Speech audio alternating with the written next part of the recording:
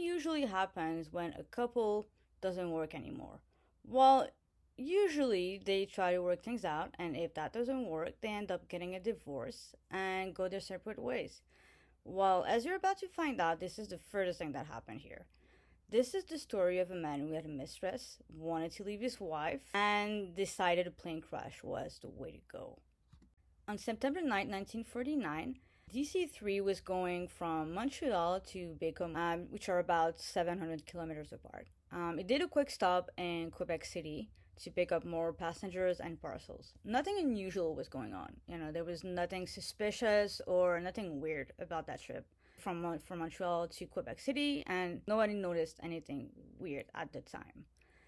About 65 kilometers after the plane had lifted off from Quebec City, there was a crash of thunder coming from the coastline, and the plane crashed. Some people that had witnessed the crash, namely a fisherman named Patrick Simard, he said that when he looked up to the sky, he described to the journalist that it was like plane had been hit by an object. He didn't know why, but that's what he witnessed, and it was horrific. Authorities recalled, and when they got to the plane had crashed, and no one had survived. There were 23 people on that plane, 19 passengers, and four flight attendants, and every single one of them was dead. The crash was called very intolerable to witness. There were bodies laying on the ground near the carcass, women, children. It was really a sad scene. The plane, however, was in relatively good condition. I mean, for a plane crash. First off, the plane hadn't burst into flames upon impact. Propellers were twisted. That would prove to be very important because that was an indication that they continued to spin until the moment of impact. So that would kind of throw out any theory that it was mechanical malfunction. So it wasn't that. As you can see, it was quite a horrible accident, and it would turn out to be somewhat of an international affair as well, because you had heads of mining companies from New York and that also owned several mining companies here in Quebec. They were on that plane that crashed, and they ultimately died. So there was a lot of pressure from the United States to solve what happened. And there was also, I need to remind everyone that this was during the Cold War.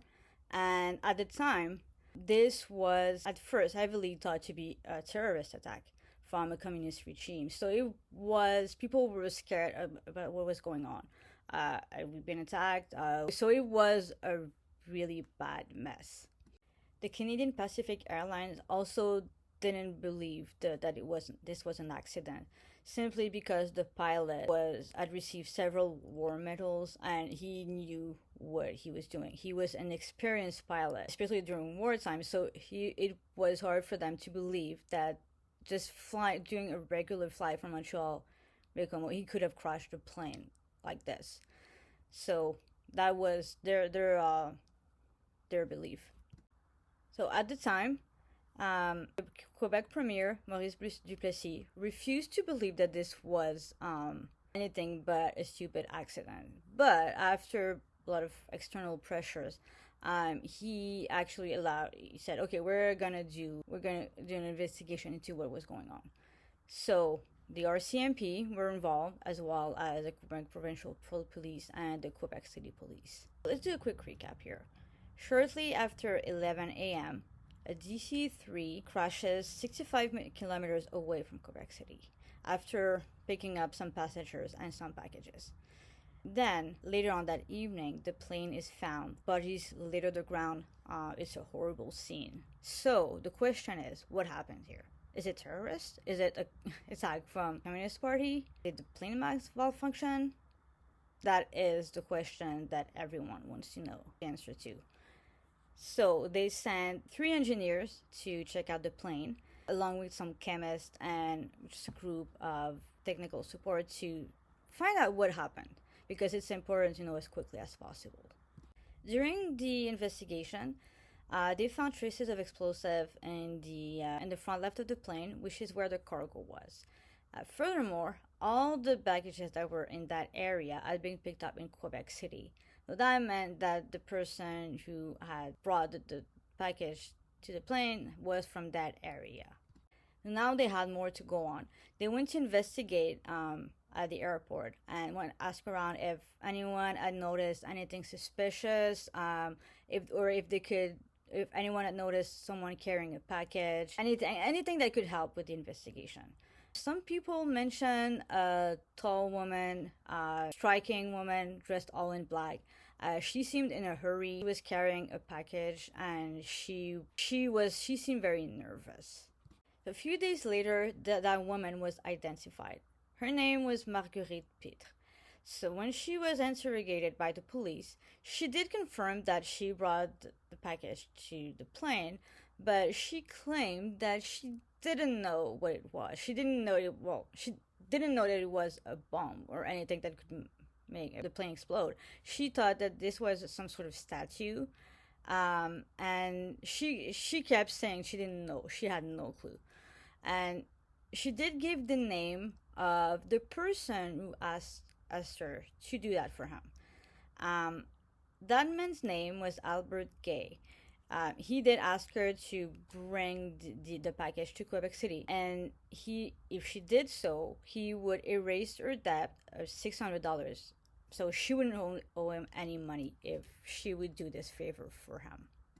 I just want to do a quick parenthesis on Marguerite Pitre's interrogation. It happened in the hospital for the good reason that when she realized that she was a main suspect in the crime, she became suicidal. That story was everywhere. Internationally, it was a big story. It was covered everywhere. And when she heard about the crash, she did try to commit suicide, which ironically was a criminal offense in Canada until 1972. So she woke up in the hospital after she had attempted to commit suicide, and that's where the police interrogated her. Now, this is where the story gets juicier, because the investigators had a list of the name of every passenger on that plane, and guess who was on that list? Albert Gay's wife. Albert Gay's wife, Rita Morel, was on that plane, and guess what else? This gets better. He had contracted a life insurance policy on her life in case of accidental death for $10,000. And you know what? He did that just as she was boarding the plane. So this is absolutely crazy. Imagine that. It's absolutely wild. So how did Marguerite Pitre know Albert Guay? Well, she didn't know she had let him and his 19-year-old mistress, Marie-Ange Robitaille, stay with her. And at the time, Albert Guay was dead set on leaving his wife.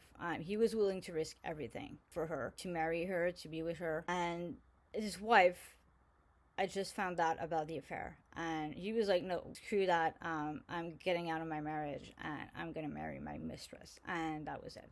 And I know a lot of people watching this will probably ask, oh, well, why didn't he just get a divorce? I'm going to try to explain why that was not an option and why he probably didn't see it as an option. I'm not going to try to excuse what he did, because what he did was monstrous. He killed 23 people. He was a murderer. But we're talking Quebec in 1949. This was a very Catholic place. Divorce was simply not an option at all. Now, in 1949, Quebec law considered marriage indissoluble except in the death of the spouse. So you couldn't get a divorce. It was not possible through legal channels that you had in other provinces. If you wanted to get a divorce, you had to petition to the Parliament of Canada for private act of divorce. And this was very lengthy, very difficult, and there was no law for divorce.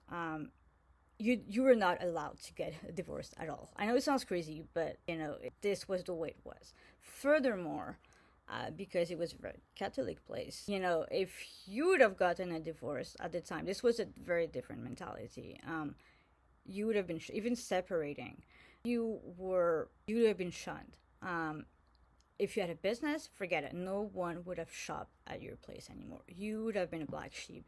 Your family would have probably disowned you. It was getting a divorce was morally wrong. Again, like I said, I'm not trying to defend what he did, but I'm just like, this was a different era. This is not like 2025. This is not like even the 80s. This was, like I said, there was no way he could have gotten a divorce, even if he wanted, even if he really wanted to, and even if his wife also wanted to. Effectively, marriage in Quebec didn't become legal until 1968. So 19 years after the facts, this story. So back to the story at hand. Like I said, his wife Rita Morel found out that Albert Guay was having an affair, and that's when he decided, okay, well, I need to do this. I need to get rid of my wife. So Guay was a jeweler, and he asked Morel, his wife, to travel to Bécomo because he said he needed her to drop off an order for a customer. Right? That seems like a legit demand or request to do. So she probably wasn't scared. She was like, okay, yes, you need me to drop off something. Okay. And as she boarded the plane, like I said, he took out the 10,000 life insurance policy on her life. And that's when he went. He knew someone, a clockmaker, in Saint-Roch, which is in Quebec City. And he asked this man, Genereux Ruest, to use his skills as a clockmaker to build a detonator that was timed to explode. Albert Guay wanted the detonator to explode at the time where the plane would be flying over the St. Lawrence River, so that the plane would fall off directly into the river and it couldn't be found, probably. So that was the plan. So the problem with Albert Gay's plan is that if anything didn't go exactly the way he planned it, if the plane was late, if anything else occurred, well, the plane wouldn't explode when he wanted it to, and that's exactly what happened. See, the DC-3 actually took off 5 minutes later than what was expected, and instead of the bomb exploding when the plane flew flying over the St. Lawrence River, it flew as the plane was on the coastline, so it landed in a place where the police could recover a lot of elements that helped put Albert Guay away. It's a good thing that this happened, because otherwise, if the plane had crashed in a river, well, Albert Guay probably would have gotten away with this and would have gotten away with murder. So during the trial of Albert Guay, and if this story wasn't crazy enough as it is, a crazy fact emerged during the trial, at the beginning of the trial. One of his friends actually testified to the fact that Albert Guay told them, like, I'll give you $500 if you put poison in my wife's glass. Like, what? So you're telling me that the plane crash wasn't even the first time that he tried to kill his wife? He actually tried to bribe a friend, poison his wife. Like, $500 is a huge amount, like, especially in 1949. And I'm wondering, this is a question that will probably never be answered, but what if the friend had gone to the police at the time? Hey, my friend offered me money to poison his wife. Maybe this whole plane crash could have been avoided.